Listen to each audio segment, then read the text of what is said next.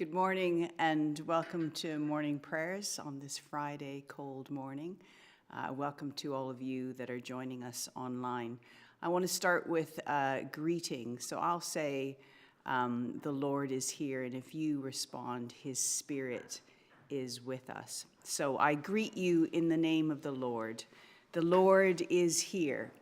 His Spirit is with us. Hear these words from the psalmist. The mighty one, God the Lord, speaks and summons the earth from the rising of the sun to its setting. Out of Zion, the perfection of beauty, God shines forth.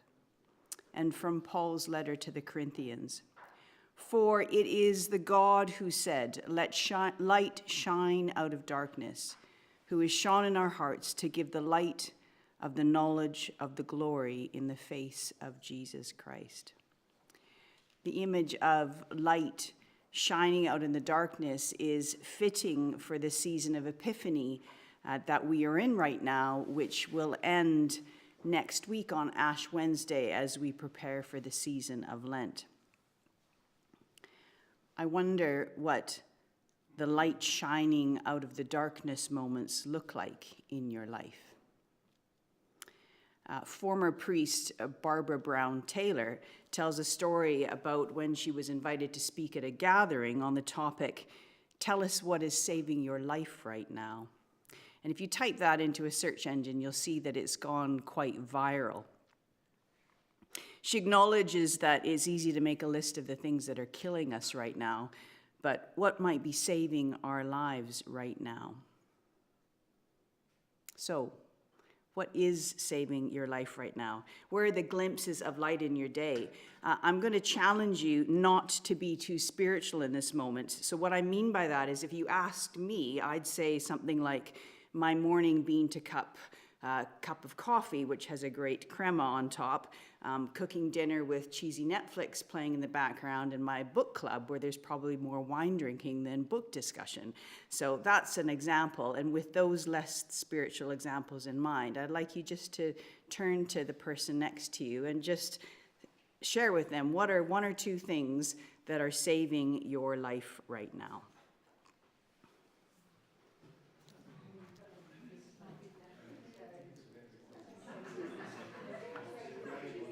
And if you're online, you can put them in the chat.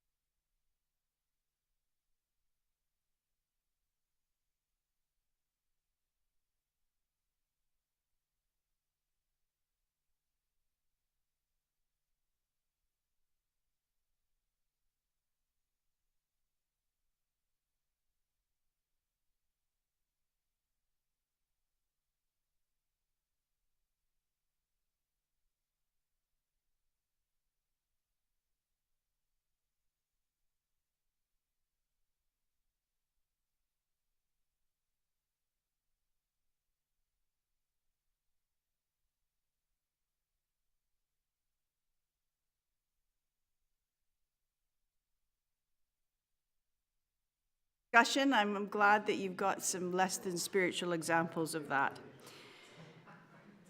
Taylor was asked the same question in a recent interview, and her answer is perhaps a little bit more spiritual, but it's quite refreshing. So let's just listen to what she says.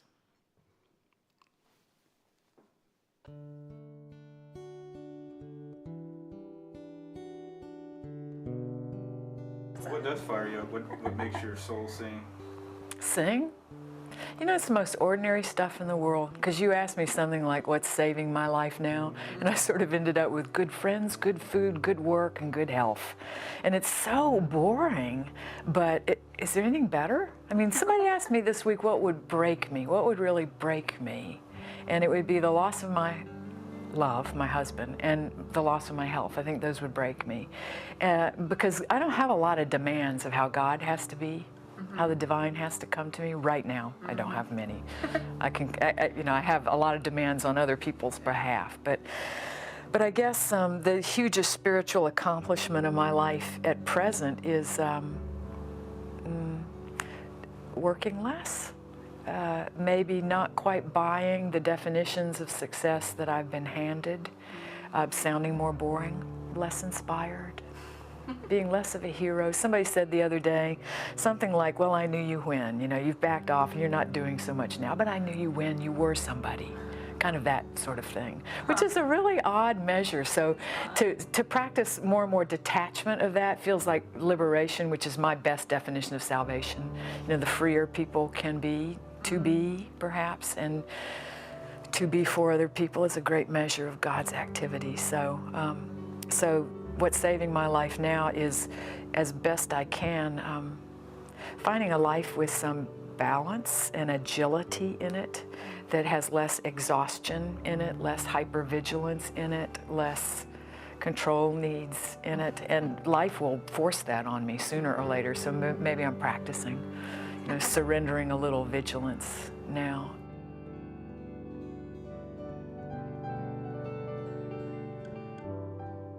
I'd like us to focus on today is her comment that her hugest spiritual accomplishment is wrapped up in the idea of liberation.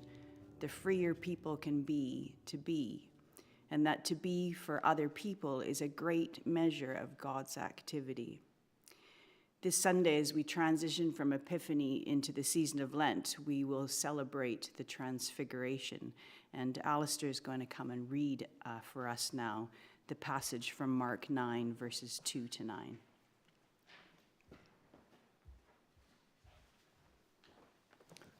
Alistair's very formal, isn't it? Goodness.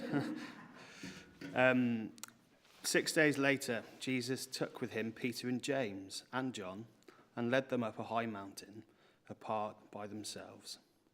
And he was transfigured before them, and his clothes became dazzling bright, such as no one on earth could brighten them. And there appeared to them Elijah with Moses, who were talking with Jesus. Then Peter said to Jesus, "Rabbi, is it good for us to be here? Let us set up 3 tents, one for you, one for Moses, and one for Elijah." He did not know what to say, for they were terrified. Then a cloud overshadowed them, and from the cloud there came a voice, "This is my son, the beloved. Listen to him." Suddenly, when they looked around, they saw no one with them anymore, but only Jesus. As they were coming down the mountain, he ordered them to tell no one about what they had seen until after the Son of Man had risen from the dead.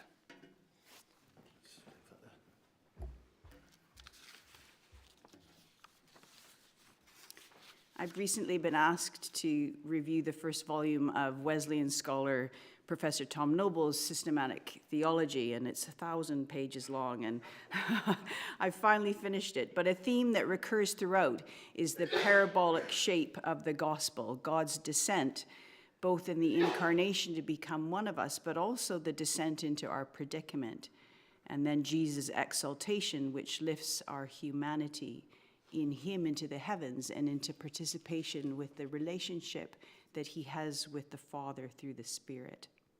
And so I was attuned to see in this passage from Mark this shape. The story tells or starts high up the mountain and ends coming down the mountain. And there's a recurring theme in Mark that the disciples just don't quite get what descent into our predicament is all about. And we see it in this passage. And just before this passage in Mark 8, when Jesus tells his disciples that he will suffer many things and be rejected and killed, Peter rebukes him. And Jesus, in response, calls the crowd and his disciples together and tells them that in order to be his followers, they'll need to pick up their cross and follow him and lose their life in order to save it. And in a real sense, I think our imminent season of Lent is an invitation. It's an opportunity to consider what might it mean for us to follow the way of the cross as we walk with Jesus on the road to Jerusalem.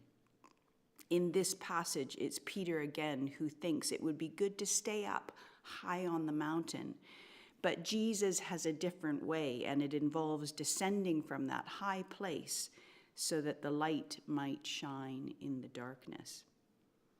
I think the great Canadian artist and poet Leonard Cohen says it really well in his song Anthem. Ring the bells that still can ring. Forget your perfect offering.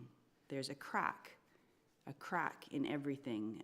That's how the light gets in.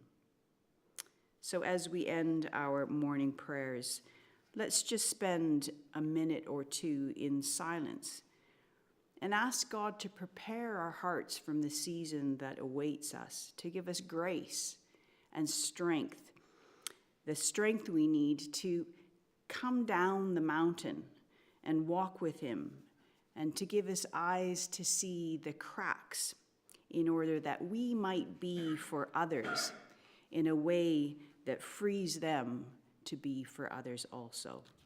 Let's just pause for a minute and ask God to prepare our hearts.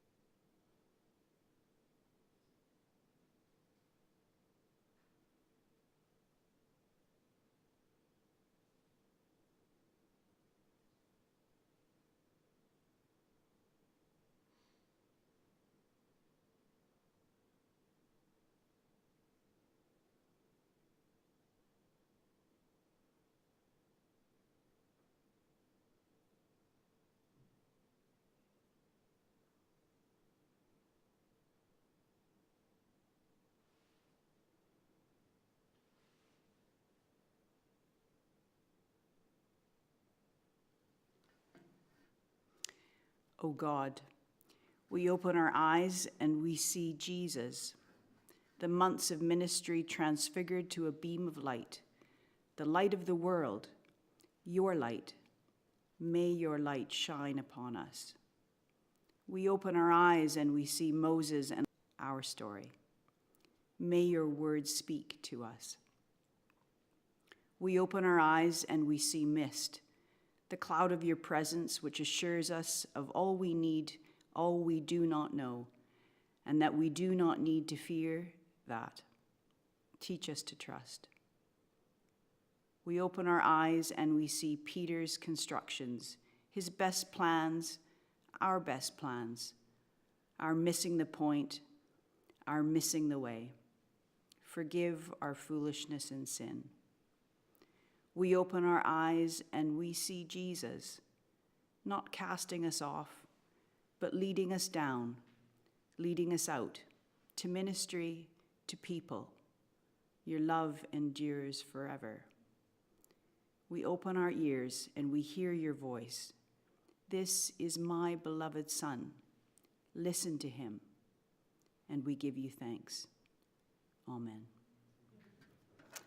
Go in peace for the rest of your day, and may you have a great weekend.